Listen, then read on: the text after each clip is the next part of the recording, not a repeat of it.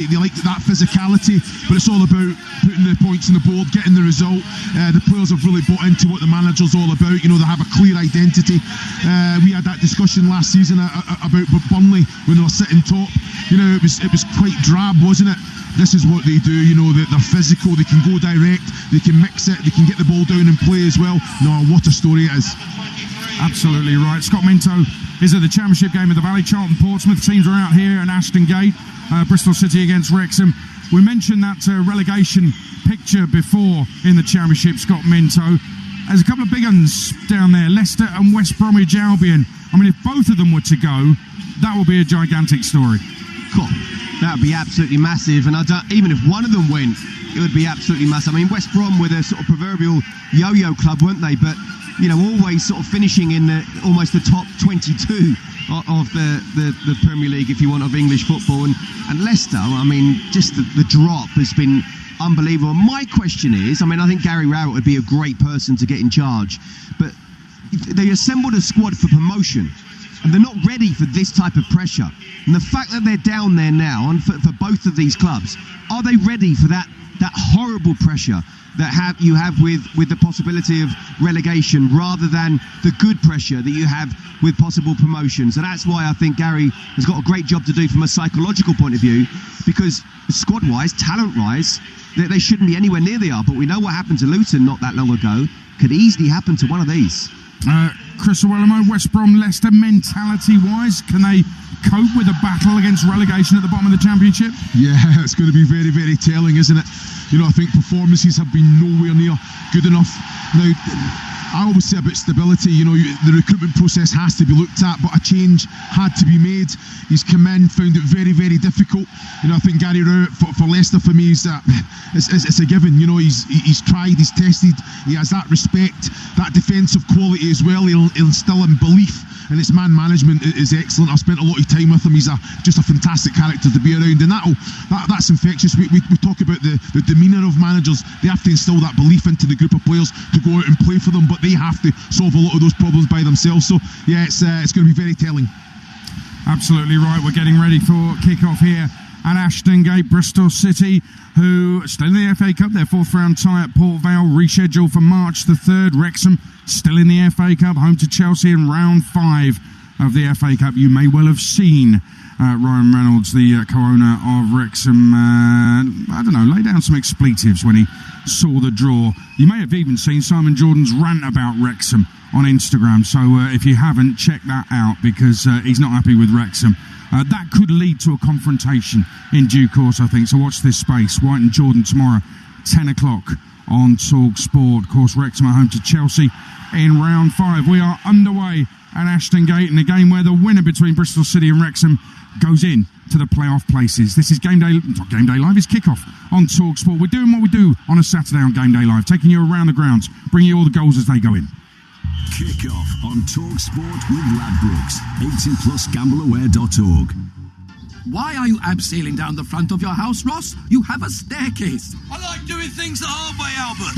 Try something easier, Ross. Get cheaper off-peak energy. It's available at different times, like during the day or weekends. Just get a smart meter and choose a flexible scheme or tariff. Ooh, I could batch cook some quiche. Perfect. With a smart meter, getting cheaper energy is easier than you think.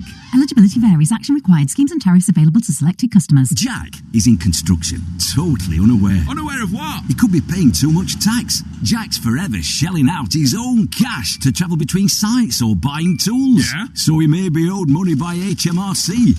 Rift Tax Refunds helps people get the money back. On average, over £3,000 back. Get the ball rolling. Search Rift Tax Refunds. Search Rift Tax Refunds today. Listen up, football fans. BetMGM brings Vegas entertainment to the biggest games and the biggest names. Because when it comes to betting on football, we're in a league of our own, baby. Offers? Oh, you know we got offers. Like bet £10 and get £40 in free bets. BetMGM. It's showtime. New customers only. Wagering requirements and conditions apply. 18 plus. Please gamble responsibly. TalkSport Breakfast in partnership with Arnold Clark. We guarantee the best used car deals in the UK. Move up through the gears every morning with top of the range sports edition, ABS, story breaking news, and more gold talk to the gallon. Plus a stellar lineup of super celebrity sports guests as standard. TalkSport Breakfast every weekday morning from 6 on TalkSport with Arnold Clark. We guarantee the best used car deals in the UK. Stamina, celebrity, Lightspeed weeknight football. Kick-off live on TalkSport. Well, EFL games are underway. Going to take you around the grounds, bring you all the goals as they go in on TalkSport. It is a kick-off on TalkSport with Ladbrokes. Let's just focus on the Champions League. Those games get underway at 8, but with Kev Hatchard, who's covering Benfica Real Madrid for us, just want to talk about Galatasaray 5, Juventus 2. How do Galatasaray go from losing at home to Union Saint-Gilloise, when was that, end of November I think it was, to beating Juventus 5-2 in a playoff? Extraordinary scoreline tonight. Welcome to the magic of Turkish football, Aid. This is how it goes. I mean, they are an extraordinary team in the sense they play really attack-minded football. They have so much firepower. You know, they've got Victor Osimhen, who I thought absolutely monstered Lloyd Kelly in that second half. Made it really, really difficult for him. Was involved in the last 2 goals. They brought in another forward player in Noah Lang, who's coming on loan from Napoli. He's exceptional in wide areas. He scored twice tonight. And Juventus, once they'd had Cabal sent off, and he just couldn't deal with the quality out wide that Galatasaray had, you know, once he was off, they just fell apart. And if you look at what Luciano Spalletti's done with Juventus since getting there, they've been winning games, but they've been doing it in quite a wild way. And if you look at the game of the weekend against Inter, the Derby d'Italia, they lost 3-2 with a dramatic late goal. So that's the kind of thing that can happen to a Spalletti team, and they have got a massive mountain to climb here because Galatasaray really did wipe the floor with them in that second half. I'm going to ask you about Osimhen in a second, but we've got a goal in League 2 at Hayes Lane. Ian Abrams. Bromley 1, Cheltenham 0, inside 4 minutes. Mitch Pinnock with the goal. Ball played down the right-hand side. Pinnock, from what looked to me to be quite a tight angle, put it past Joe Day into the far corner of the net. The leaders are ahead. Bromley 1, Cheltenham 0. And the team just behind them are ahead as well. Cambridge, second place in League 2, have gone in front against Colchester. Ben Knight yet again. That's 8 in 9 for the former Man City youngster. Actually played at Wembley for City in the Community Shield 5 years ago. And he's on the score sheet again. Cambridge 1, Colchester 0. Colchester have lost 3 of their last 4 games. They're blowing any remote hopes of the playoffs they might have had. Also in League 2, Oldham 1, Bristol Rovers 0. Kane Drummond for Oldham, who have 1 point from their last 4 games. But first season back in the EFL, and they are safe. So that's job done for them. Bristol Rovers still not safe. Had a little bit of a winning spurt under Steve Evans, but 4th bottom, 5 points above the bottom 2. Lost the last 2, conceding 6, and already a goal down at Oldham. National League, Sutton 1, Woking 0. Sutton in the bottom 4 at the start of the evening. Back to Kev Hatchard, who's waiting for Benfica Real Madrid to get underway, which is in around about 10 minutes' time. Victor Osimhen, a lot of people say to me, well, he can't be that good if he's still at Galatasaray. What would you say to that? Yeah, I think it's just, you look at the circumstances. He was at Napoli, and he felt that he wasn't being valued at Napoli, and I think that's fair to say. There were some social media posts from the club which were ridiculous, quite frankly, and didn't paint Osimhen in a positive light, made fun of him, and I think he got very annoyed by that. There was a possible move to Juventus that he's talked about that fell through because Napoli didn't want to sell him to Juventus. And what Galatasaray did was they took advantage of that situation and they took him on loan. And they were really smart about it because not only did they bring him in on loan initially, they then launched a charm offensive, made him feel wanted, made him feel like he was the main man, things that maybe he hadn't felt towards the end at Napoli. And so he decided to make that move permanent, and Galatasaray have had help from sponsors and what have you, and he has been superb for them. You know, he's helped deliver trophies, he's played well in the Champions League, he's been scoring buckets of goals. So this has worked out for everyone, and I know people look at it and say, well, a Premier League club hasn't gone for him. I think there have been various reasons for that, some of them financial, but make no mistake, this is a top-class striker. Spalletti at Juventus, I mean, how will this results be received in Italy, in Turin? Yeah, hammer blow, no doubt, because they would have wanted to have gone as deep as they can. They could still, because what we do know about Galatasaray is they're capable of collapsing. And if Juventus, who do have a lot of firepower, were to start well in Turin, then I do think they could potentially turn this around. There's no away goals, remember, so they might be able to turn this around. But I think Spalletti came into a situation where he's had to try and turn the season around. I think if he was to qualify for next season's Champions League, I think he'd be okay, and I think he'd be given the opportunity to build something in the longer term, because Juventus, they had Igor Tudor, that didn't last very long.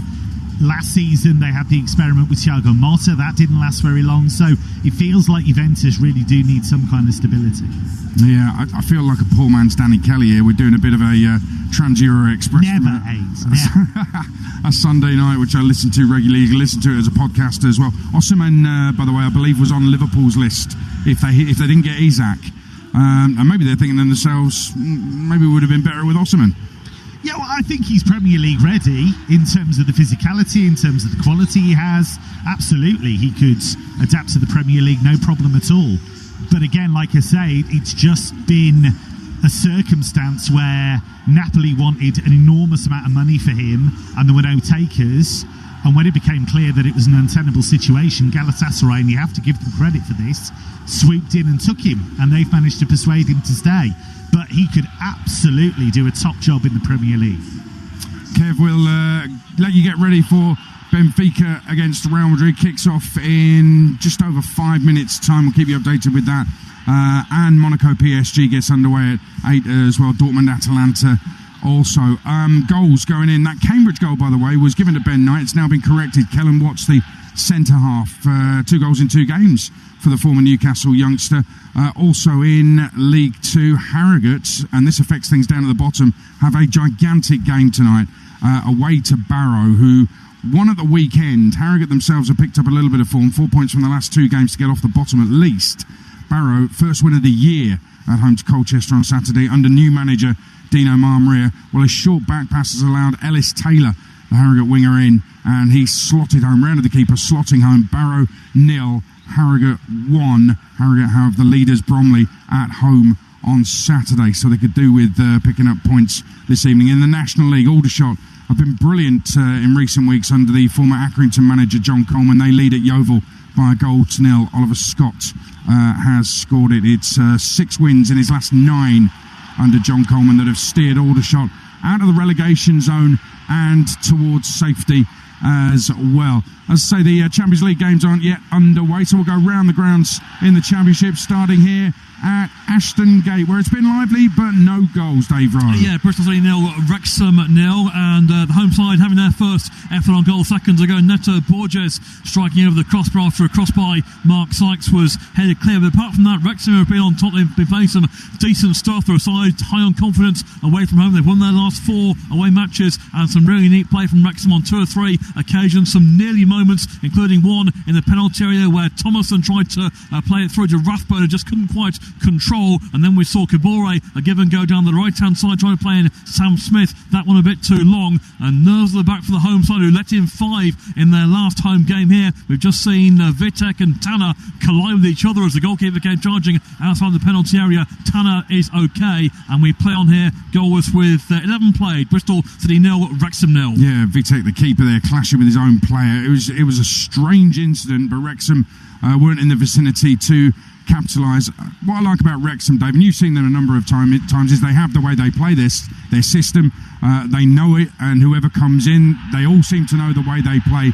One key man for them, and I don't think many people expected this in the Championship this season, is Ollie Rathbone in midfield, who's popped up with goals, but I just think he's been kind of omnipresent for them. Just him being there seems to lift the team. I'll let you answer that in a second, because we've got a goal that's gone in League One at Lincoln. Jeff Peters. It's Lincoln City 1, Northampton 0. Ryan One, who is on loan from Sheffield United, making his first start, his full debut for the Imps, got in behind the defence, a perfectly weighted pass, real calmness right hand side fired it across the keeper, Fitzsimons, and he's given the team second in the table an early lead here at Sincil Bank. One with the goal. It's Lincoln 1, Northampton 0. Lincoln one home defeat all season and already one up against Northampton, who at the start of the evening 17th, only 2 points above the bottom four. Dave Rowe, Ollie Rathbone in the middle for Wrexham. Yeah, very much a player who links the play between the out-and-out strikers and midfielders. Today he's playing behind what's effectively a front two with Broadhead and Sam Smith, though Broadhead has gone to the left as you come to me, and Rathbone's gone more central. In fact, he almost gets through now. Another nearly moment there for Wrexham, who are on top here. And you're right, Rathbone is important in their side. They've gradually built this team, haven't they, over the last few years, obviously with the rise up the leagues, but then this season again they've gone again in January, and look at the options they have now in this squad. On the bench, for example, Windass, Moore, Cadamateri that's brought in from Sheffield Wednesday. It's a squad that's growing, and you've seen the team grow up the table. Absolutely right, and that's why if they win this tonight, Wrexham, they will be in the playoff places. They'll be sixth in the table. Similarly, Bristol City win, they are top six as well. Goals going in: Barnet leads Swindon 1-0. Swindon lost at Shrewsbury at the weekend to drop from second to third in Holloway's side. Adam Senior has put Barnet in front 1-0 there. And also in the National League, a big goal, really, extraordinary goal. Halifax 0, Gateshead 1 is an improbable scoreline because Halifax are in the playoff places.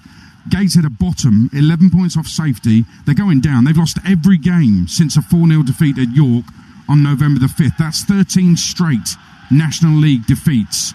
Kenton Richardson has put them one up at the Shea. Halifax 0, Gateshead 1. Let's head to the Valley. Scott Minto and Alex Crook.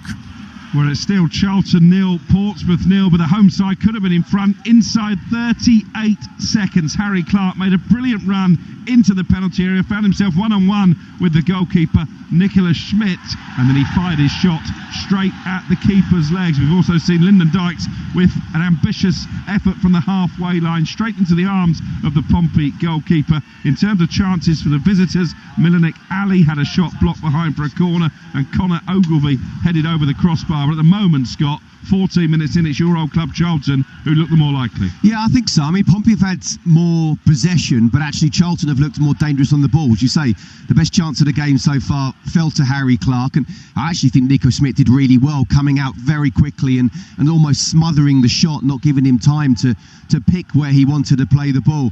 Lyndon Dykes, I mean, that little dink from 40 yards, I mean, he used the pitching wedge when he needed like a 3-iron. It's one of your shots. Actually, no, that would have scuffed 10 yards along the line. But I'll tell you who's dangerous down the left-hand side for Pompey. He's on the ball right now, Milanek Ali. He's come inside a couple of times and he's whipped the ball in. He's either crossed it, he had one shot that went just over, he's gone down the outside there as well. So I'll tell you what, it's a good battle between him and Clark. It is the type of game, though, where you feel if Charlton do take the lead, they will go on and pick up 3 points. Pompey, the 4th lowest scorers in the Football League and the National League combined. Newport County, down at the foot of League 2, have scored more goals. And what about this, Adrian? In terms of goals from Pompey centre forwards, they've had 2 in the league all season. Charlton 0, Portsmouth 0. Wow, that's some stat, that. Newport, by the way, have scored another goal. Ryan Delaney has scored it, and they now lead at Salford by a goal to 0. Remember how Salford went to Man City last season, lost 8-0, then won 1-12 and fell away from the automatic promotion places. Even the playoff places didn't go up in the end. Well, they only lost 2-0 at City, and I think they all thought, yeah, we're gonna be better now. It's going to be, our mentality's going to be right now. Well, they're 1-0 down at home to Newport, who haven't won in 5 and the bottom of the table. Also, League 1, Stevenage 0, Port Vale 1. Jaden Stockley, the big striker, has got the goal. Port Vale bottom, 1 win in 5, and have lost 3 of those 5 under John Brady. Let's stay in League 1. We'll go to the Cardiff City Stadium with TalkSport's Lawrence Mora. Cardiff 0, Wimbledon 0. 15 minutes gone. Really good, lively game this. Really fast-paced to it as well. We had a huge chance for the visitors inside 5 minutes. Some shaky defending by Callum Robinson. He couldn't quite sort his feet out, so he poked the ball away from goal towards the penalty spot. Maycock was arriving, but just as he was about to burst the net with a shot, Robertson came flying out of nowhere to block the shot. And then Cardiff have taken over. At the other end, we saw Amari Kellerman, who's playing in the false 9 role. He dribbled into the penalty area, but as he cut onto his left foot for the shot. The ball was easily saved by Bishop. And then moments ago, absolutely lovely one-touch passing move from the home team. Joel Colwell getting to the byline. His cutback saw Perry NG just poke the ball wide of the post. I fear a first goal is coming soon. But it remains Cardiff 0, Wimbledon 0. Perry NG's 201st appearance tonight for Cardiff City. Woking have equalised at Sutton United. Woking mid-table, but they've won 7 away. Only the top 3 in the National League have won more away games than them. Back to League One. We're at Valley Parade on TalkSport. Chris Sawalamo and Alan Biggs. It's still Bradford City 0, Stockport 0. Pretty even. Bradford have caused them more danger close to goal. Bobby Poynton slipped a lovely pass into the stride of Ethan Wheatley, who scooped over quite a presentable opportunity. That was in the first couple of minutes, and then a Sarcevic cross from the right almost got Poynton in for a finishing touch. Big crowd at Valley Parade. In fact, the club expecting their highest midweek crowd ever at this ground, beating the 22,057, and that was in the Premier League for Liverpool's visit 25 years ago. It just shows you the enterprise of Tenner Tuesday. People coming in for 10 quid here, but the support, Chris, all season and last season and the season before, a big factor for Bradford City. Yeah, played a massive part. I think these players, they love playing here. That just kind of filters into the ground, but they've started well. They've tried to get a few more passes in, a little bit more of a foothold in the game, and that front three of Bradford, you're looking at Wheatley, Sarcevic and Poynton linking up very well. You look at the attributes of Wheatley, big presence, isn't he? But his first touch is nice. The way to pass to Sarcevic down that right hand side to put Poynton in was outstanding. So, like you say, they're looking more threatening. Yeah, that was a good chance as well. On another day, maybe later in the game, he might have taken it. It was very, very early. Bradford City 0, Stockport County 0. Champions League goal already at the Stade Louis II, Adam Bridge. Monaco 1, PSG 0 inside the first 60 seconds, and it's Balogun with a goal. He's 4th in the competition this season, and it couldn't have been simpler. Good work down the left-hand side. Adingra playing in Golovan, who was sent off at the weekend in league action. His cross found Balogun unmarked in the 6-yard area, and he nodded home to give Monaco a precious lead inside 60 seconds. Monaco 1, PSG 0. Now elsewhere, big goal in the National League. Rochdale with a draw go top above York after being displaced at the weekend. Well, they're 1-0 down home to Scunthorpe. Callum Roberts has scored for Scunny. Scunny themselves were battered 6-3 at home by their Lincolnshire rivals Boston. Rochdale 0, Scunthorpe 1. Also tonight in League 2, Chesterfield lead Gillingham 1-0. Sam Curtis on loan from Sheffield United has got the opener after a quarter of an hour. And a big red card in Scotland in the Scottish Cup 5th round.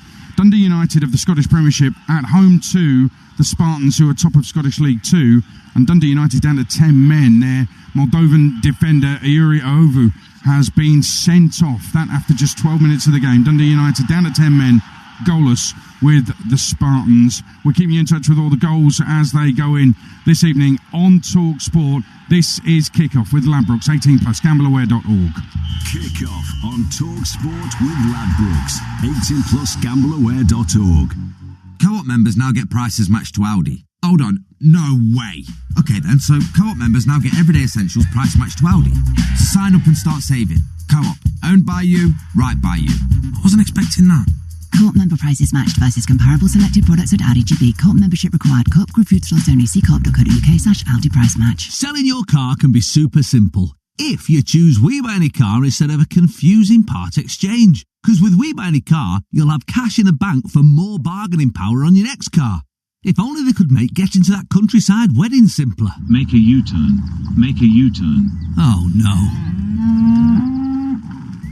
We Buy Any Car. Selling made simple. To get a quote in 30 seconds, enter your reg number now at WeBuyAnyCar.com. Evening. How's your night shift going? Just a quick check-in from Acorn Insurance, the taxi specialists. We've been by your side for over 40 years, helping new drivers earn a no-claims bonus from day one and accepting up to 9 years no claims from veteran cabbies. That's why we're the largest taxi insurance specialist in the UK. Find out more at acorninsure.co.uk/taxi. Bye for now. Acorn Insurance and Financial Services Limited is authorised and regulated by the Financial Conduct Authority. Word on the street is this: Tommy Shelby is back. with Peaky Blinders, The Immortal Man coming soon to Netflix. And not just that, follow the honour-bound adventures of a Knight of the Seven Kingdoms on Sky. Get Sky and Netflix together for just £15 a month. Sky, believe in better. Prices may change during new 24-month term. £21 a month after. Requires Sky Stream and broadband minimum speed 25 megabits per second. 18 plus terms apply. Listeners, we interrupt the airwaves to share an incredible discovery. The reason why Britain hasn't been so great of late is because the country hasn't been eating enough Weetabix. We must get to work in rebuilding Great Britain, Bix by Bix. By delivering Weetabix to whoever plans the traffic diversions, to delivery drivers who can't seem to find your house, and people who don't stack the dishwasher properly. To Britain, we must say, have you had your Weetabix? Kick off on Talk Sport with Ladbrokes. 18+ gambleaware.org. It's a full focus Thursday night of back-to-back Europa League football on Talk Sport 2. He fires it in! From 5:45, Fenerbahce faced Forest. Followed by Celtic Showdown with Stuttgart from 8. And that settles it! It's a Thursday night fiesta of full-on Europa League football On Talk Sport 2. It's TalkSport, and we've got a goal in League One, a goal in Cardiff. Lawrence Mora. Cardiff 1, Wimbledon 0, and it's Joel Colwell with his 6th of the season. It's a real beauty as well. Alex Robertson with a corner on the right-hand side. Everyone's gone into the 6-yard box. They've packed it out. Wimbledon are expecting the ball to be lofted in. Colwell just swings around the back of the penalty area, comes towards the front post, around about a penalty spot. The ball's delivered perfectly, and right-footed, he's caressed the ball into the corner of the net. Super finish, super goal. Cardiff 1, Wimbledon 0. Well, Ruben Colwell's the more famous brother. He actually came on for him, Ruben. Came on for Joel on the weekend, but Joel has flourished in the last few months, certainly this season at Cardiff. That's a goal in the Championship of the Valley. Scott Minto and Alex Crook. And it's Charlton 0, Pompey 1. I said the visitors struggle to score goals this season. They don't when the opposition goalkeeper chucks them into his own net. Terry Devlin let fly from pretty much 25 yards out. It was a very hopeful effort. It squirmed underneath Kaminsky in the Charlton goal and almost trickled over the goal line. It's an absolute howler from the Charlton keeper, Scott. Yeah, it's a horrendous mistake, it really is. And look, I mean, if you don't shoot, you don't score, but I don't think Terry Devlin, once it hit his, or left his foot, you know when you sort of see shots go in the top corner, you go, yeah, I knew that was going in straight away. He didn't know that was going in straight away.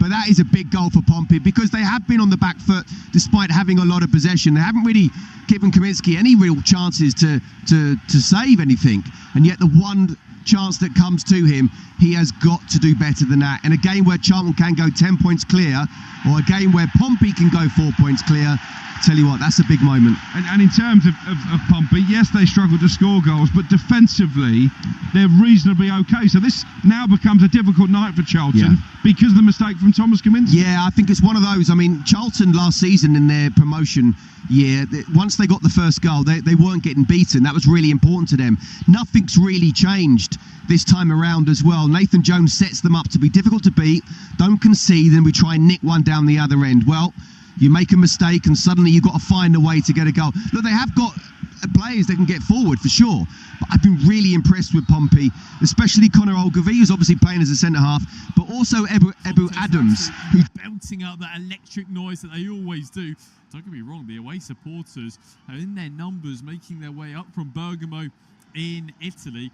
Also, certainly making their feelings be known. We've got a fabulously entertaining evening of Champions League fixtures, and there already is some underway. Already one day is completed between Galatasaray and Juventus. What a night it has been in Turkey for Galatasaray, winning 5-2 against the Italians.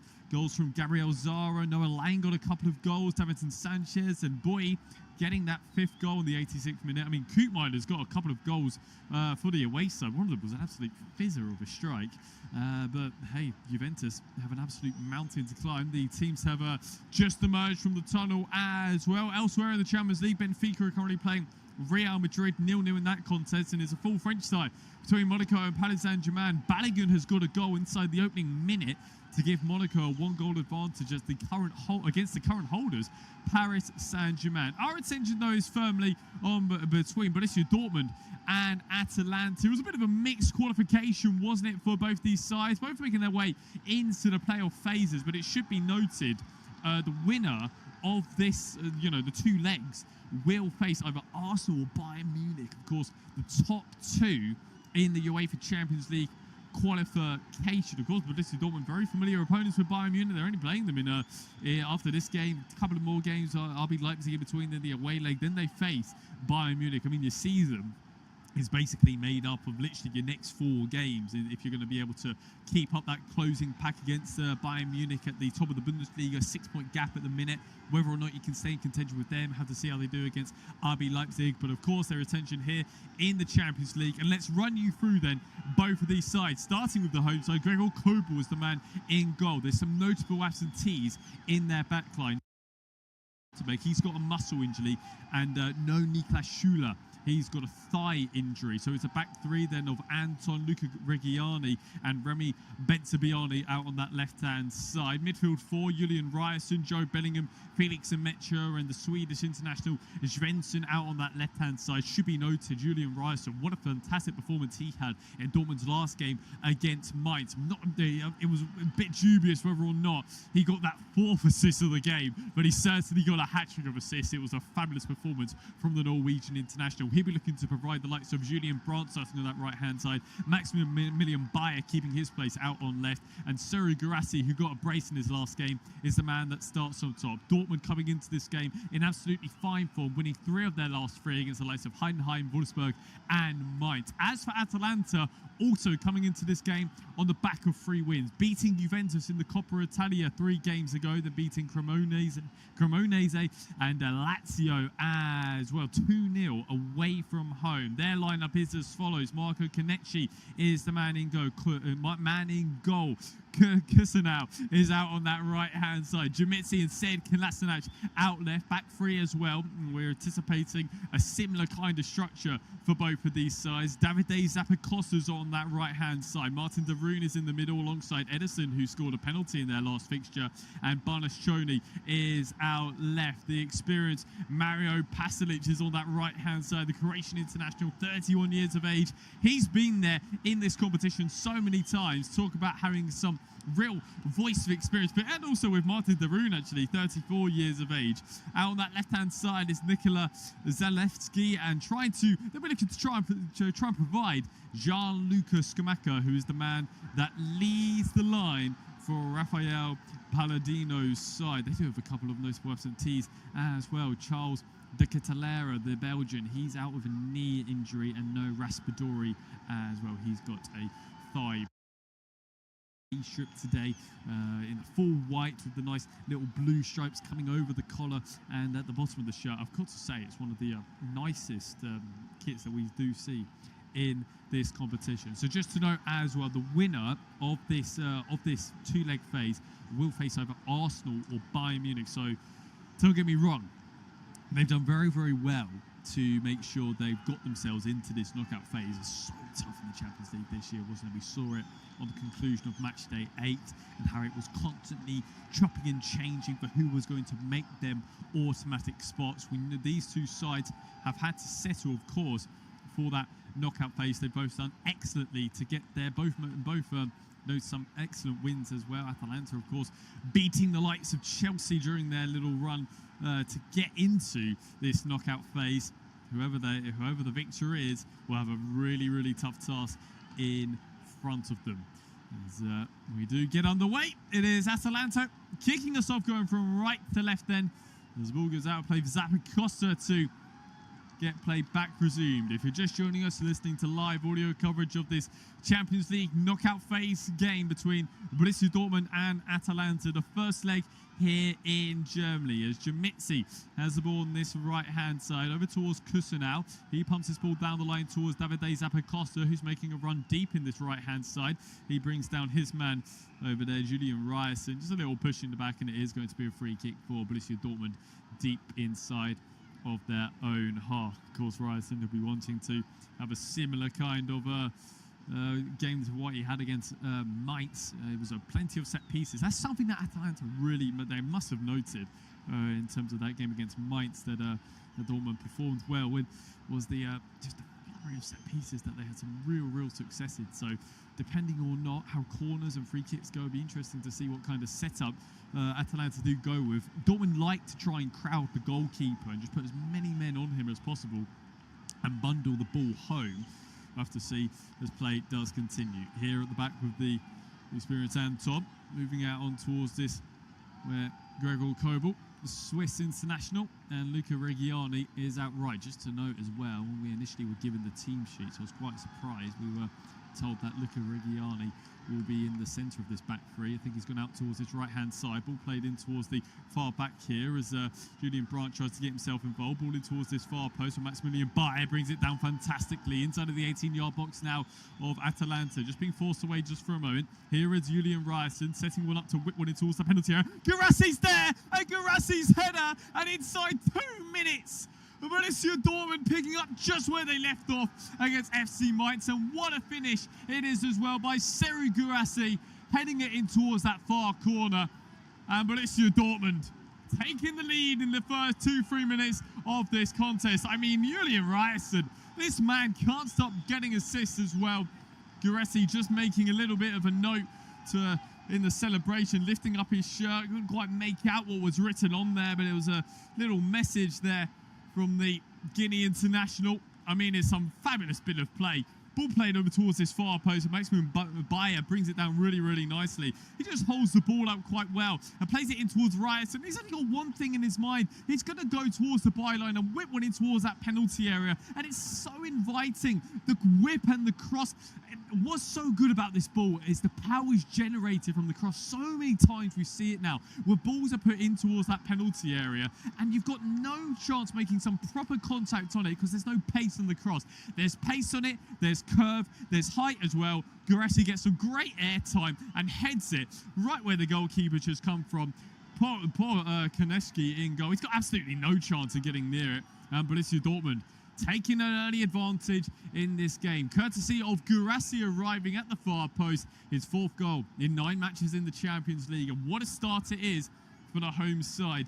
Niko Kovac will certainly welcome that one. As I was saying at the very beginning of this contest, hey, you don't want your season to be made up of the next four games, but you've got to keep your season alive because they've got to keep chase with Bayern Munich at the top of the Bundesliga table. Actually, they're facing their 4th game out of 4, and they've got to win these next 2 games against Atalanta as well. They're moving forward quite nicely here out on that left-hand side. Atalanta haven't got out of second gear just yet. Ball trying to be played in towards Julian Brandt. Good interception though by Martin de Roon. There is Skamaka trying to get himself involved. Ball goes into touch, and it will be an Atalanta throw on that right-hand side for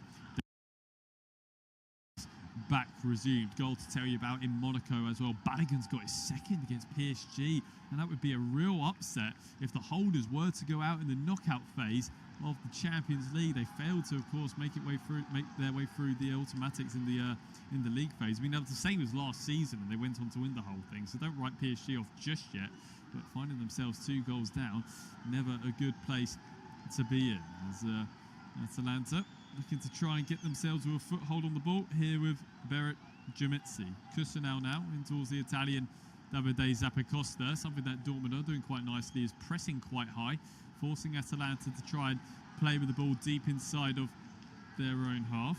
Contatc inside of his 18-yard box. Kusanau again trying to move this ball forward.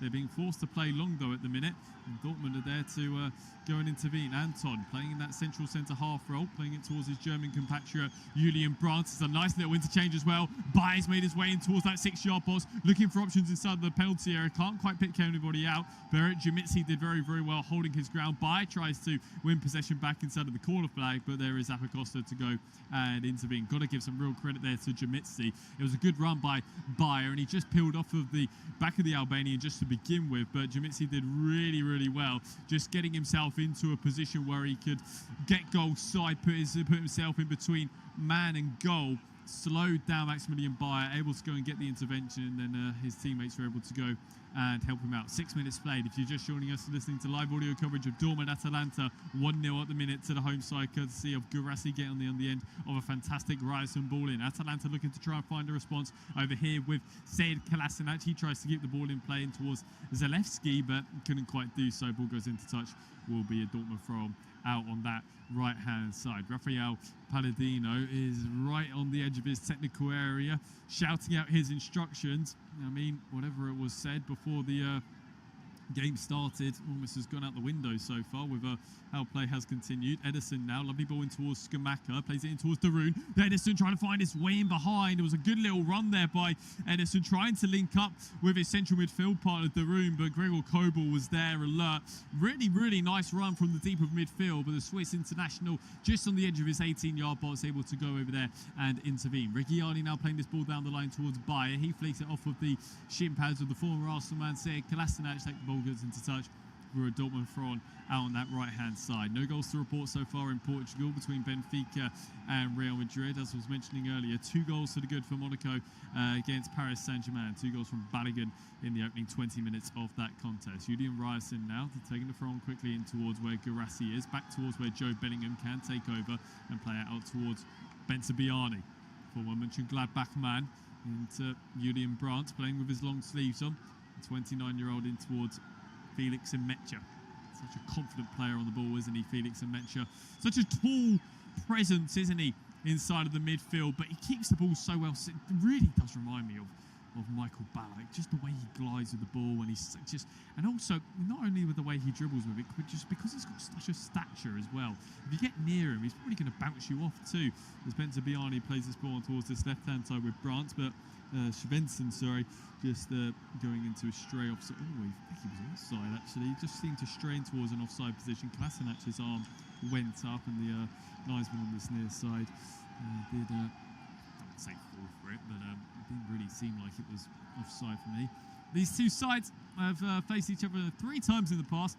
One time in a friendly where Atalanta won 1-0, but in the games that did matter in the Europa League when they met in the knockout phases, Borussia Dortmund winning 4-3 in aggregate. They won 3-2 at home to begin with, and then drew 1-1 away from home in Bergamo, which saw them advance in the Europa League. That was all the way back in 2018, note. So it's been a little while between fixtures between these two sides. There's Davide Zappacosta getting us back resumed. We were from now on this right-hand side with the former Chelsea man, something to note as well. Our referee tonight is Serdar Gozabujic, the Dutchman. We haven't had to see too much of him so far. Our VAR is Paul Van Bokel. Back here with Sead Kolasinac then on the halfway line. The Bosnian playing it towards his right centre half of Kusanov. Here is Zappacosta once again playing this ball down the line, but Bensebaini is there to go and intervene. Bensebaini has had a really positive start into this so far for Atalanta, has been down this right hand side, but they've been met by the Algerian rule of Bensebaini just there to go and always make sure he's making the ball first. Back here with Kolasinac then. A little bit of space now as Dortmund have just stepped down a gear just for a moment. They came out the blocks at 100 miles an hour, and they weren't going to be able to keep up that kind of pace as the game does go on. Here is Zappacosta once more, trying to play it in towards Skamaka, but he's bounced off by Anton, and there is Nmecha to go and intervene. Reggiani now back towards Nmecha, who's come a little bit deeper to pick up this ball just inside of Borussia Dortmund's half. Over here with Bensebaini once more, and Nmecha can take over. And Joe Bellingham starting to form a bit of quite a nice partnership, aren't they, in the Dortmund midfield. As Ryerson does take over on this right-hand side, in towards Reggiani, and back towards Gregor Kobel in goal. Something Dortmund are doing well at the minute is their shape. It's making it really difficult for Atalanta to try and break them down. And at the minute, when they're in possession as well, Atalanta just need to step up a little bit more. They're stepping up now, forcing Dortmund back just for a moment. Ryerson trying to play this ball down the line towards Brandt, and it's a lovely bit of interchangeable football, and Maximilian Bayer's got some room to run into. Playing it in towards Guirassy now. Back towards where Ryerson can take over, and Julian Brandt on that right-hand side. Here with the German, 25 yards from goal, towards the edge of the penalty area as Guirassy tries to get himself involved, but there is Mario Pasalic using all of his experience just to work his way back, and win possession back for Atalanta. Ball was lumped forward though, and Scamacca putting a strong challenge on Remy Bensebaini, and the Algerian feeling the effects of it on his right chest.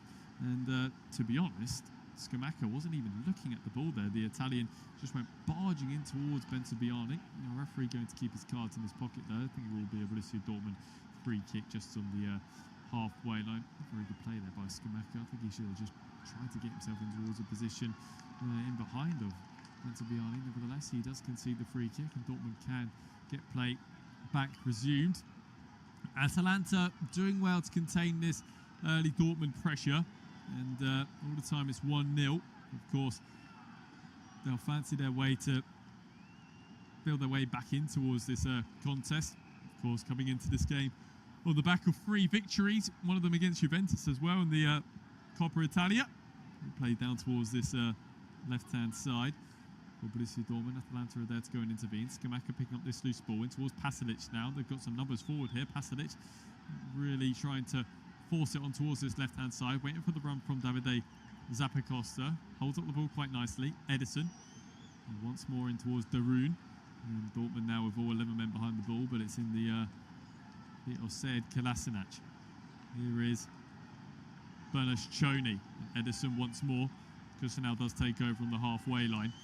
Dortmund sitting in with a back 5 when they're out of possession, in that usual kind of shape that Niko Kovac likes to try and utilise, and it's being successful so far. Ball trickles out of play on this left-hand side for a Dortmund throw-on, and there's a really strong challenge coming in once again. This time it's Martin Darun going a little bit late on Felix and Mecha.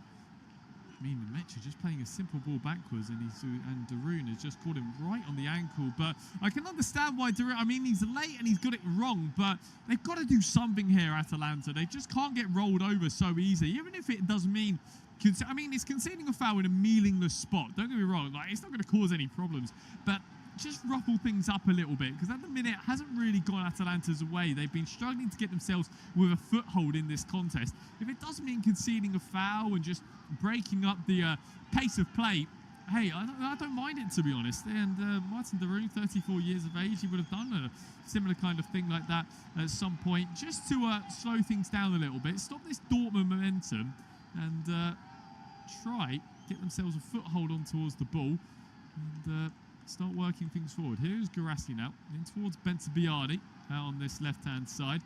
The Algerian happy to take his time, but forced back towards Gregor Kobel. And now Atalanta just starting to move forward a little bit. They're going man for man. It's quite an aggressive approach that Rafael Palladino has set out with this man-for-man kind of structure, particularly with the way that Dortmund are moving the ball today. Really slicking it around quite nicely. We're here with Bensebaini out on this left-hand side. Gregor Kobel was the spare man. The Swiss international was having to... very involved so far in this contest. Got to tell you about as well, between Monaco and PSG, I think the away side have just got themselves 1 goal back. We'll give you confirmation of that when and where we do have it. Over here now with Bernasconi moving forward quite nicely in towards the middle of the park. Switch of play out towards Kusanov. Davide Zappacosta does continue. 15 minutes played. Dortmund 1, Atalanta 0. Guirassy with the opening goal in this contest. Back here with Edison now. He holds up the play quite nicely against Ryerson, fending off the challenges coming in from the Norwegian, and then towards Kusanov once more. And this is where Atalanta are starting to build their way in towards the contest. It's a nice little bit of tiki-taka football they've got going here. It's back here with Kusanov once more inside of Atalanta's own half, but it must be a string of about 20-25 passes, and it's probably their most positive spell of this game so far. Scamacca taking over. Lovely turn to get past Antony. Tries to switch the field of play out towards his right-hand side, but there is Svensson to go and intervene. Guirassy does pick up the loose ball, and it's in towards where Ryerson can take over and roll it back towards Reggiani instead. But that was a really positive play there by the Italians. Just getting, like I was saying, they need to get themselves with a foothold on the ball and just start moving it around a little bit more fluently, and they were doing so quite there. And more of that will see them get into more positive effects in this game. And they can't concede though. Here is Bayer on this left-hand side, trying to get some room for the striking. Does get the strike.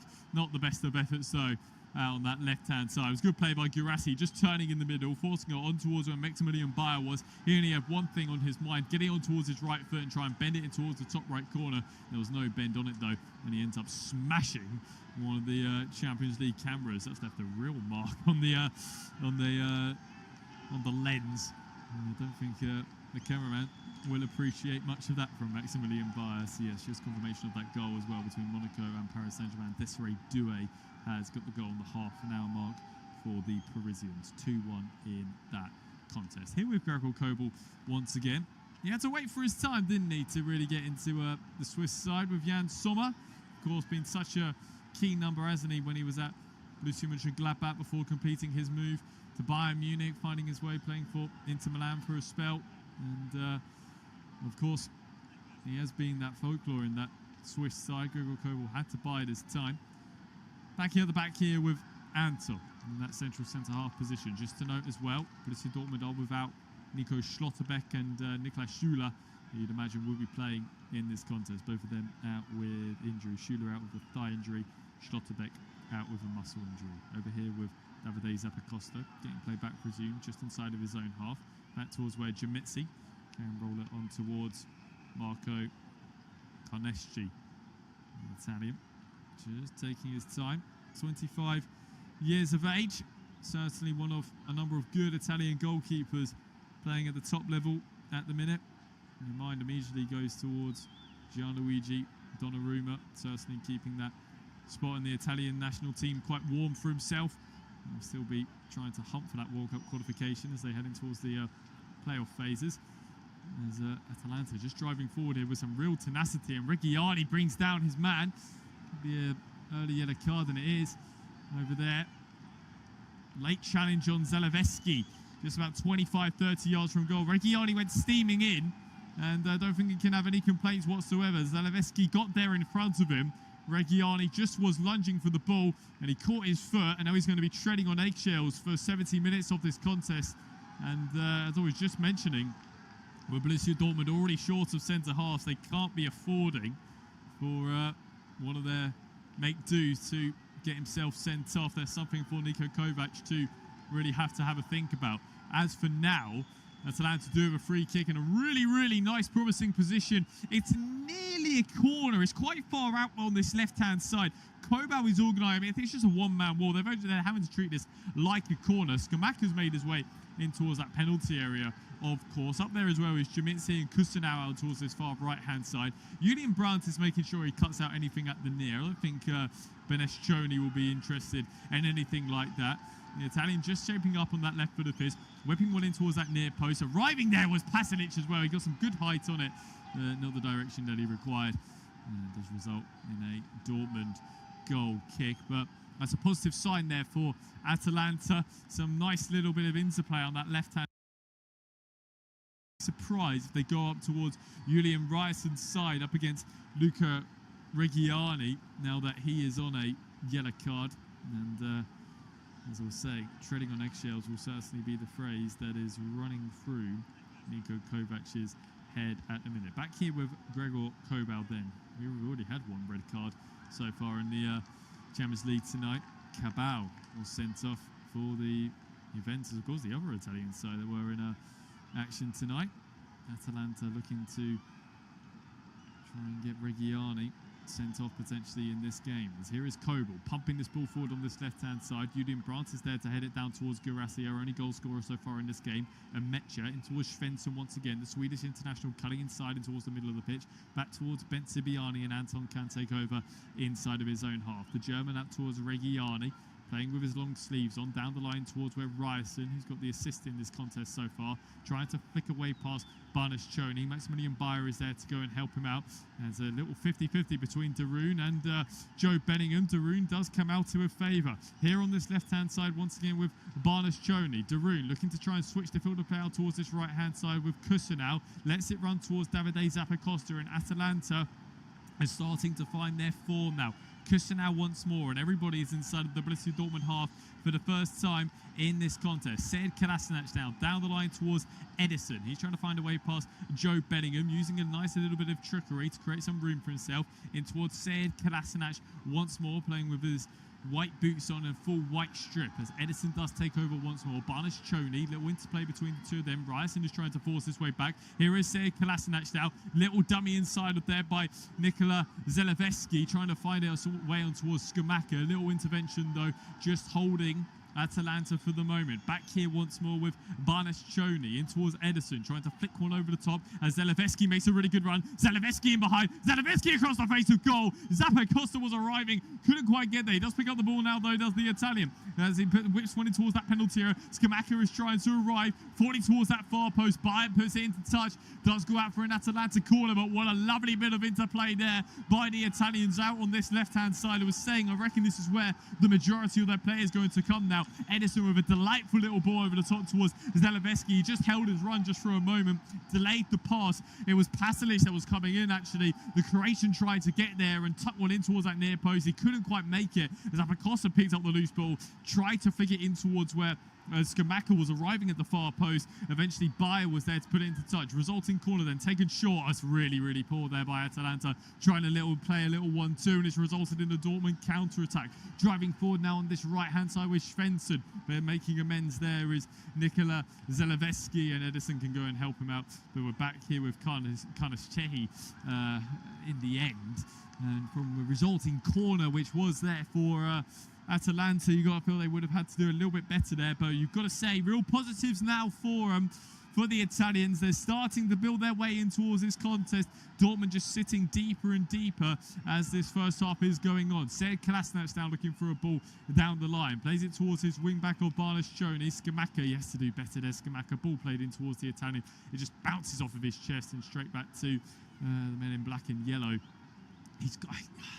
You don't want to criticise the player, but he's got to give you a little bit more there, Gianluca Skamaka. The ball was played into him.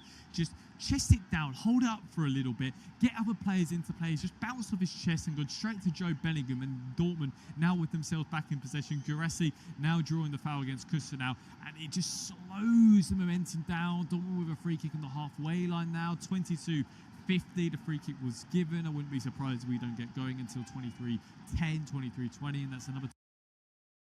Building a nice spell of momentum, and you're building your way in towards the game, and it's just slowing things down. We do get resumed now with Remy Bensabiani. Here is Reggiani back towards not the nicest of balls towards Anton. He's forced all the way back to Gregor Kobel, and Dortmund are taking a real risk here. Reggiani, Kobel's got to go long. It's a good decision there by Gregor Kobel to pump that one down the line as Mecha tries to flick it on his way. He feels he has been fouled by Martin de Roon, and the referee does agree with him. It's going to be a free kick for Borussia Dortmund just on the halfway line. To note in terms of options on the bench for these two sides, in terms of them attacking options for Atalanta, they do have Sulemana potentially that could come on at some point. As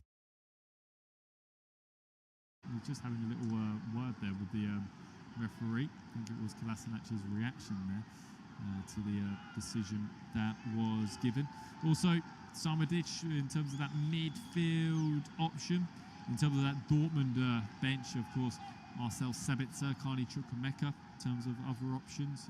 The former Wolverhampton Wanderers man as well, Fabio Silva, or if they want that injection of pace, Karim Adeyemi. In the middle of the park now with Mecha, gives the ball away cheaply though towards Serge Kolasinac, and the Bosnian has come driving forward. He's been about 40 yards of space, playing it on towards where Zeleveski trying to find some room for the strike. Zeleveski across the face of goal, falling on towards where Skamaka can't quite bring it under control, and it's a golden opportunity for Atalanta that does go begging once again. And now Kolasinac is miles out of position as Lawrence tries to bring this ball forward. The Dortmund captain, he just held his hand up just for a moment because he couldn't quite find that ball forward, and Joe Bellingham can go and intervene, and Dortmund back in possession once again. But I tell you what, that's two really good opportunities for Atalanta now in about 5 minutes or so of each other, and it's just going begging. He keeps on falling on towards where Zeleveski is.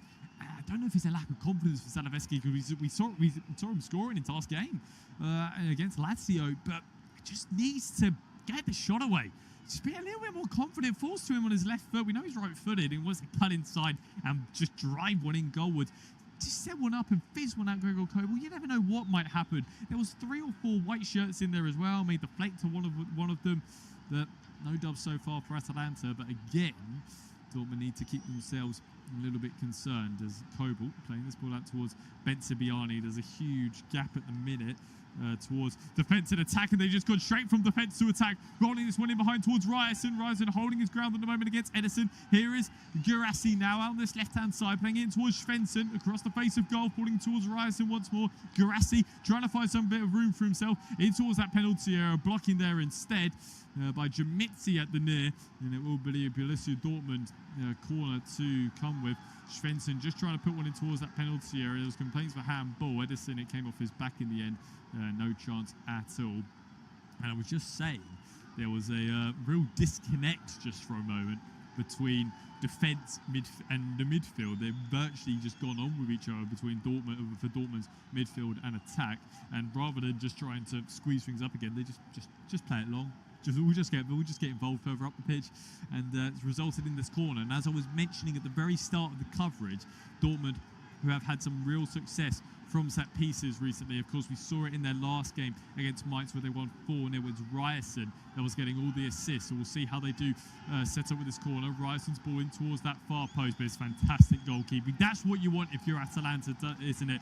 It's Contatc just arriving at the far post, claiming very, very, very well. And just going down inside of the penalty area is Kolasinac. He's holding the left side of his face.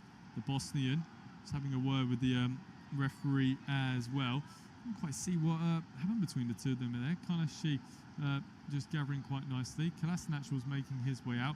Anton was having a little word, and it was just a little flick from Anton from the German centre half, just trying to brush off where Contatc was, and he just caught Kolasinac around the face. I mean, completely involuntarily. But nevertheless, it was a little bit naughty there by the German. And like I was saying earlier, Dortmund, who are already short of centre halves, don't want to be losing any of them at all. Has resulted in a free kick then. Contatc to get us back playing forward. Paris Saint-Germain have levelled things up against Monaco as well. They went 2 goals down inside the opening 20 minutes, courtesy of Balogun getting himself a brace. As Achraf Hakimi has got the goal for Paris Saint-Germain just before half-time in that contest in France. No goals to tell you about between Benfica and Real Madrid so far as well. Only the 1 goal to tell you about in the opening 3 minutes of this contest, as Guirassy did open up the scoring here. Back with Kusanov here in towards Sead Kolasinac once again on this left-hand side, playing it short towards Barnashchoni. Down the line now towards Zaleveski. Lets it run quite nicely towards Edison. And Reggiani was thinking about getting involved, but he knows he's on a yellow card and can't quite do so. Zaleveski now down the line. He's done poorly there, Zaleveski. Just with a heavy touch on the byline, runs out of play.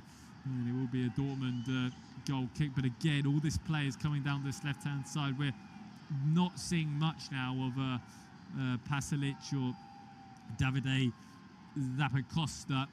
They're struggling to get themselves involved, really, because all the players coming down this left-hand side really trying to put more. Reggiani, who of course, as we mentioned earlier, is on a yellow card. Darun now taking over, the Dutchman in the middle of the park, trying to play into also Pasalic is for one of the scarce times in the last 10 minutes or so. He's looking on towards this left-hand side with Sead Kolasinac, the Bosnian, once again. Once more with Zaleveski coming deep to pick up the ball, as Dortmund having all 11 men inside of their own half once more. Edison does take over. A little bounce pass between him and the Albanian of Berat Jamitsi. So Kolasinac once more playing with a little bit of tape on that left knee of his. Little interplay between him and Scamacca, but he's just getting crowded out there is Gianluca Scamacca, and Kolasinac, who has ventured forward, finding himself out of position just for a moment, but Joe Bellingham does take over on that left-hand side, giving Kolasinac the opportunity to get himself back in play. That yellow wall have been absolutely bouncing at the minute. They'll be pleased to see what their side are doing so far. 1 goal to the good against Atalanta, containing their pressure as well. And the Italians are certainly having their chances, but they've got to start taking some of them. All the time it's still 1-0. If they go into the break at 1-0, I think Niko Kovac will be quite happy, to be honest, particularly with how early they scored as well. 3 minutes in, their first shot on goal resulted in Guirassy getting himself on the score sheet. Half an hour played then. If you're just joining us listening to live audio coverage of Borussia Dortmund against Atalanta in the UEFA Champions League knockout phase. It's 1-0 at the moment to the home side. Back here with Kolasinac once again, the Bosnian on that stronger left foot of his, in towards Zaleveski, who's had a bit of a poor last 3 minutes as he's just tried to flicked the ball on the halfway line, and he hasn't been successful. It's a really bit of poor play there by Zalewski, and Borussia Dortmund can take over. Back here with Gregor Kobel once more on the edge of his own penalty area. It's a tricky run of fixtures, isn't it, for Atalanta in their next three. Napoli next for them in the Serie A, and then they welcome Borussia Dortmund, of course, to Bergamo for the second leg of this contest. Over here with Svensson then, on this far left-hand side, in towards Bentabiani. Bounce pass between him and Mecha, and Bentabiani does take over once more, about 40 yards from that Atalanta goal. Svensson back towards Rami Bentabiani, the Algerian, down the line, playing it in towards where Mecha can hold up the field of play quite nicely, cutting inside towards that stronger right foot of his, looking for Guirassy inside of that penalty area. Baez making his presence be known as well, and Mecha just shrugging off challenges that are going in on him. Here is Julian Brandt getting the shot away, couldn't quite get some decent power on it, and Mecha again trying to get himself involved. Little coming together inside of that penalty area, falling towards Bentabiani with the long strike, going for on the volley. There's a really audacious effort there from the Algerian. It would have been goal of the tournament if he was able to get that one on target. Did take a little deflection thing of a man in black and yellow, and will be a Atalanta goal kick. But just again touching on Felix and Mecha, just the presence that he has. And I was going on earlier about his physical prowess, because he would look like he was going to give the ball away towards Ederson, but they just used his strength, bounced him off, and forced the Brazilian to have to regroup just for a moment as he whipped one in towards that penalty area, fell towards Bentabiani. He won't want to be looking for that effort back, as Atalanta looking to try and form an attack on this left-hand side. Scamacca nearly bringing down Ryerson, but the Norwegian does bring it away. Little deflection off of Kolasinac' shins, and will be a Dortmund throw-on over on this far right-hand side. Kolasinac just trying to encourage his teammates in front of him, because it's not going their way so far. Kolasinac appearing to shove Bayer in the back. It's a great run here by Joe Bellingham out this right-hand side. The Englishman just holding up momentarily in towards Julian Brandt. Lovely little half turn there. In towards Guirassy now inside of the 18-yard box. Forced on this right-hand side. Guirassy now has got Ryerson behind him. Ryerson's ball in towards that penalty area. Headed away at the first attempt by Darude. Falling towards where Bentabiani was looking to try and get the shot away. It was a Mecha instead. And eventually Guirassy does bring down Ederson on the edge of Atalanta's penalty area. Involuntarily there by the goal scorer. And it will be a free kick to the away side, but it's a great little bit of play. And I bet Ryerson, the ball was just played back from Guirassy in towards Ryerson, and he had to put in the ball first time. And I bet he'll be thinking, I would like anybody else to set me the ball here, because the man that I really want to try and whip the cross into that penalty area with has just set me the ball back. And he whipped it in. It was an easy header in the end for Martin.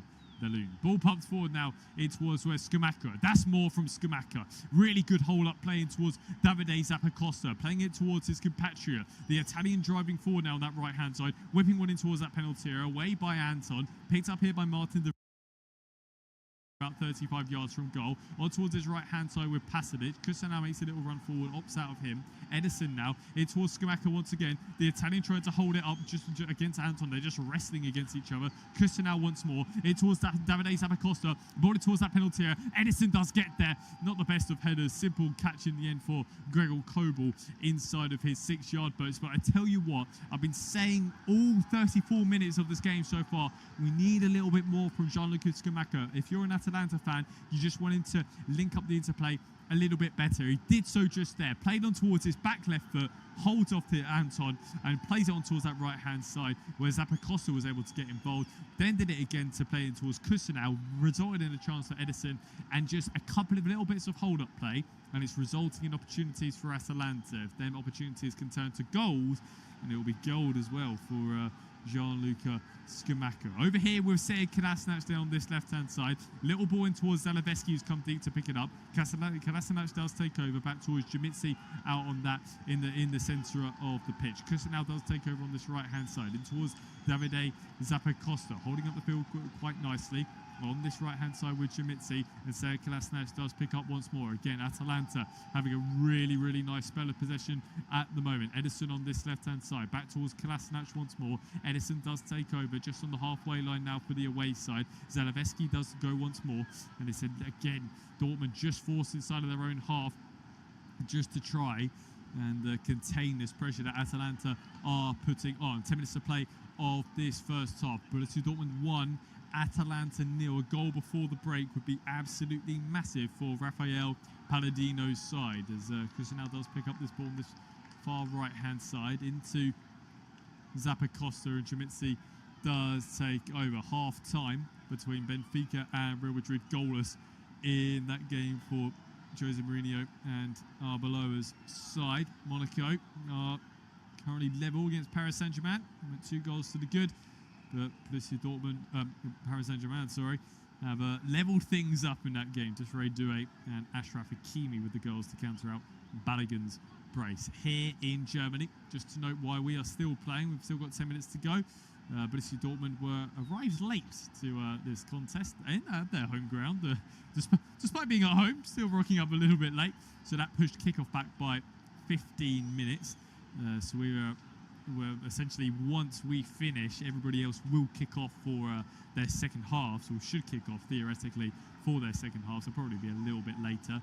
And then we'll go into our break, and then we'll finish a little bit later towards the rest of everybody else. Ball play forward here on this right hand side with some good goalkeeping by Contatc just to put that one into touch, and it is going to be a Borussia Dortmund throw on over here on this far right hand side. Good run by Maximilian Bayer, who's been a really positive force so far in that Dortmund attack. Ryerson, the Norwegian international, coming over to go and take this one. Opting out of the little short ball in towards Maximilian Bayer, goes towards Julian Brandt instead. The German just holding off Sead Kolasinac for the moment, in towards where Joe Bellingham is, over to Felix and Metro on this far left-hand side. Again, linking up quite nicely with Remy Bensebaini, but some good pressure here by Atalanta, just forcing the Algerian back. He's desperate to try and turn, but he had Pasalic behind him that was just forcing him all the way back towards Gregor Kobel, who he must have at least 50 touches in this game. Kobel's been so involved so far in this contest. Kobel's ball long, trying to find where Bayer is, wrestling with Kusanau, but there is Davide Zappacosta to go and intervene. The Italian up against Svensson, being forced back on this far right-hand side. It plays it in towards where Darun is. He pumps this one down the line towards Pasalic. He's wrestling with Remy Bensebaini. Anton is there to go and intervene and put it into touch for an Atalanta throw on over on this far right-hand side. It's a good play there by Martin Darun. He realised that his wing-back was in a bit of trouble. Davide Zappacosta was being forced all the way back there just for a moment. Was the 33-year-old, came over to help out his veteran and chip one down the line. Anton was having to go and intervene. Ball pumped down the line now towards Zalewski, but he isn't going to get there. It's an easy interception in the end for Gregor Kobel inside of his own 18-yard box. He's certainly a composed man, isn't he, old Gregor Kobel? Certainly absolutely composed when the ball is at his feet. Happy to get himself involved and spray it across the pitch relatively easily as Guirassy tries to intervene here. Ball played in towards where Bayer finding himself in front of goal. Maximilian Bayer couldn't quite get room for the strike. Bayer now, he's got no help at all in black and yellow. It's all white shirts in once again. The 29-year-old captain just holding up the field of play for a moment. Here is Joe Bellingham now. Guirassy moves in towards the centre, over to Bensebaini once more. Little ball in towards that middle, and Bensebaini does take over. It was a good run there by Bayer, but he just couldn't quite get a head up or look for a shot on goal. Joe Bellingham does take over on this far left-hand side, about 35 yards from goal. The former Sunderland man rolling it back towards where Anton does take over on the halfway line now once again. Here with Luca Reggiani into Ryerson. First time ball in towards Guirassy. Kusanau just forcing him back for the moment. Ryerson in towards where Guirassy was making a half-decent run, but Kusanau is there to just put him down, and it is going to be a yellow card there for the Atalanta centre after Rune is over there pleading his innocence, and they're all over in the referee's face, but I don't think they can have any complaints until Guirassy just spun off the back of Kusanau, and he was just forced to the ground. Immediately looked towards the referee complaining, and Kusanau pleading his innocence, but I don't think he has a real case to plead. And just in the midst of it, complaining was Jamitsi, and now 2 of the 3 Atalanta centre halves are on yellow cards, and that spells a real problem for Rafael Palladino, because we were going on earlier about how Dortmund have 2 of their men yellow carded, one of their centre halves, yellow card, and now Atalanta in just one move have 2 of their men on yellow cards. Beret, Jamitsi and Kusanau both picking up a yellow card in that little bit of play. No, I mean, Kusanau, I can kind of understand why he had to make the challenge and get the yellow card. But Jamitsi over there screaming at the referee, complaining, and it's just a meaningless yellow card to pick up, particularly when you still got 50 minutes of football left to play in this contest. Resulting free kick then, Borussia Dortmund are occupying at the far post. There's 5 men at that far post. Guressi, Anton, Bensabiani all in there. It's going to be the in-swing and delivery then of Svensson. He's left actually, out-swing and delivery of Ryerson. It's a great ball in by Ryerson as well. Anton's there! Oh, and it's a huge opportunity for Borussia Dortmund to double their advantage. Ryerson's deliveries are just absolute peaches. It's a lovely little ball in. Anton has arrived and he's just tried to divert it goalwards, and he's lifted his effort over the top. I mean, all he's got to do is keep it down.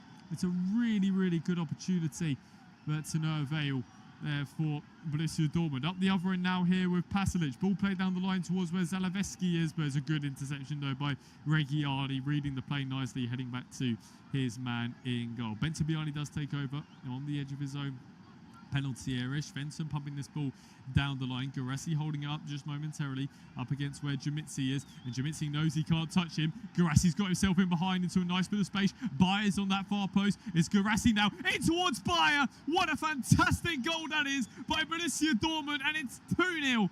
Gurassi just peeling off of the back of Jamitsi. Fabulous run there by the Guinea international. And there was Maximilian Bayer just delaying his run, waiting for that cross to come in. When it did arrive, tapping one in from just 6 yards out. And Atalanta, who started the half poorly, finding themselves 1 goal behind, ending the half poorly as well, finding themselves 2 goals behind. It was a long ball play forward in towards Guressi. He just held it up quite nicely, and there was a lovely bit of interplay between him and Felix and Mecha, getting him behind. Said Kolasinac was trying to stop the shot coming in from Guressi and stop the pass as well. It was an impossible task there for the Bosnian. Maximilian Bayer just rolling off of the back of him, and it was a lovely little finish as well, just to make sure that he was able to keep it there. We've seen them kind of chances missed so often as well, because Guressi, hey, the ball is bouncing, so it's a little bit awkward, but Bayer's body shape is absolutely fantastic. He's kept himself over the top of the ball, so there is no chance whatsoever that that ball can go over the top of the crossbar. He's made sure that ball is staying. I mean, it's still bounced up because of how much pace that was going on it, but he's just made sure he gets enough contact on it to keep it inside the frame and keep it from going out over the top of the crossbar. Great goal there by Borussia Dortmund. Atalanta with a bit of a mountain to climb in the second half. Of course, they've still got the second leg where they welcome Dortmund to Bergamo, but hey, they're making it a bit of a task for themselves at the moment. Here is Kolasinac now over on that far left-hand side, playing it in towards where Edison is, and it's given away quite cheaply. Joe Bellingham tried to take over. Edison once more getting himself involved, and he's done well there, has the Brazilian. Scamacca trying to hold up the field of play. Is there to go and intervene. The Norwegian now trying to roll through. Julian Brandt in behind. Slightly overhit there by the Norwegian international.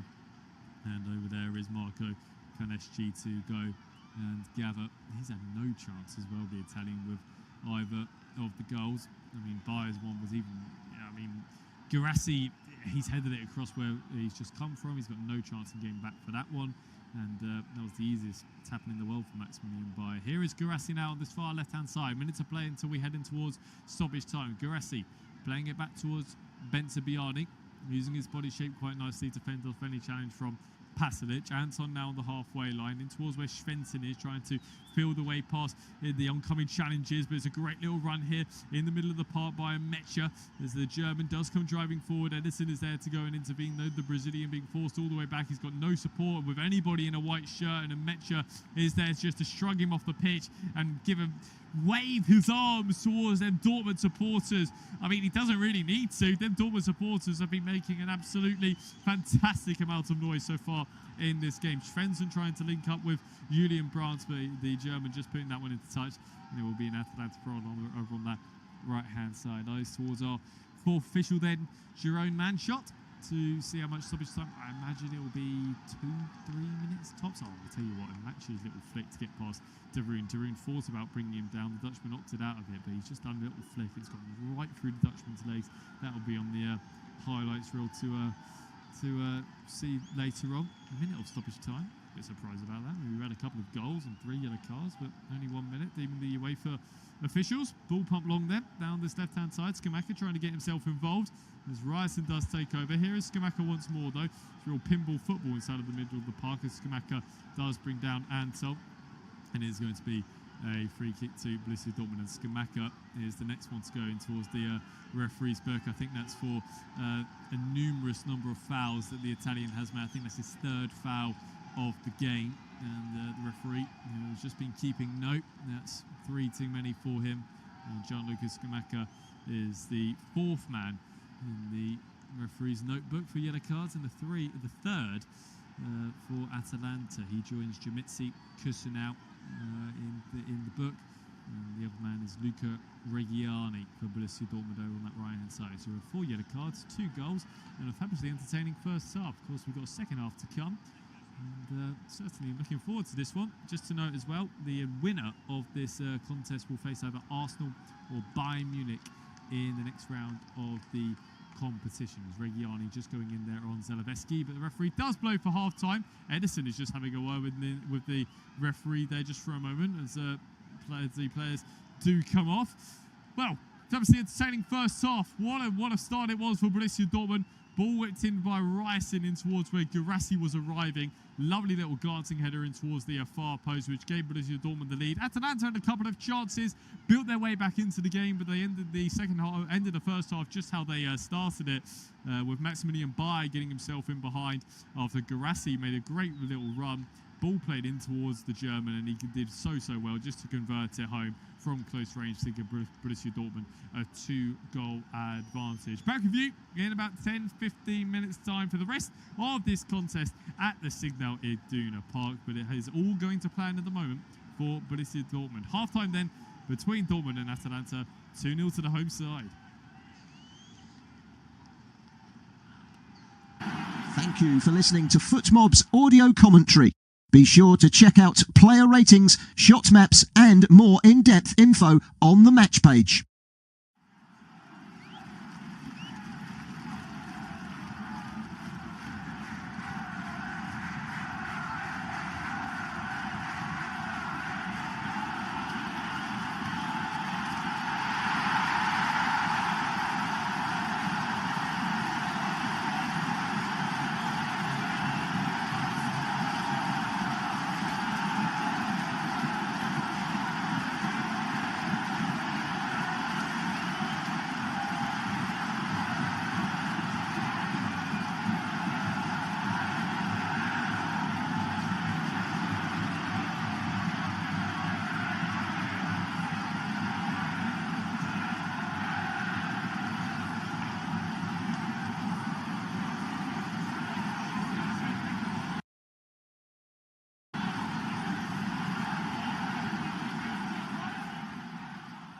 Remember to check out FootMob's social channels on Facebook, Instagram, Twitter and TikTok.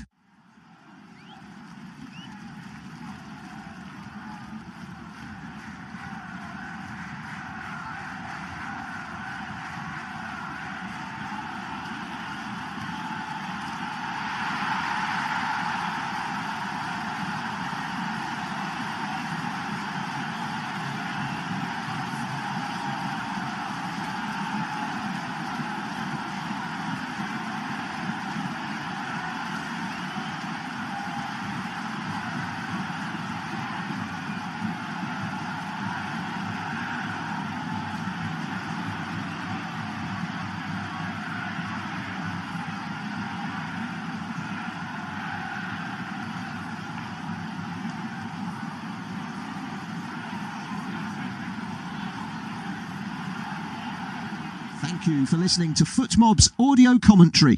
Be sure to check out player ratings, shot maps and more in-depth info on the match page.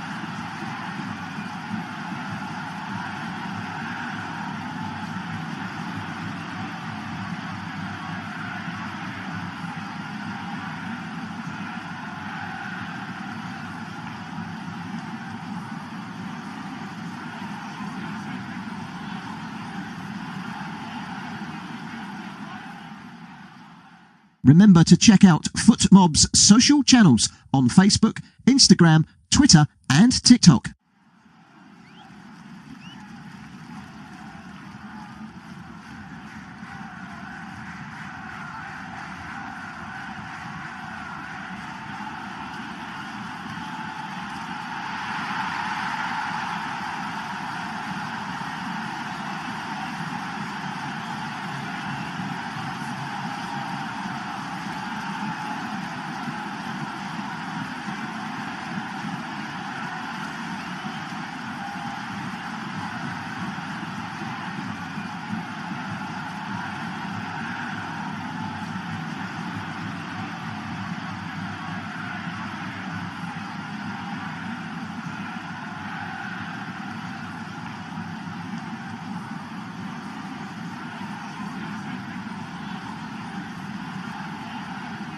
Thank you for listening to FootMob's audio commentary. Be sure to check out player ratings, shot maps and more in-depth info on the match page.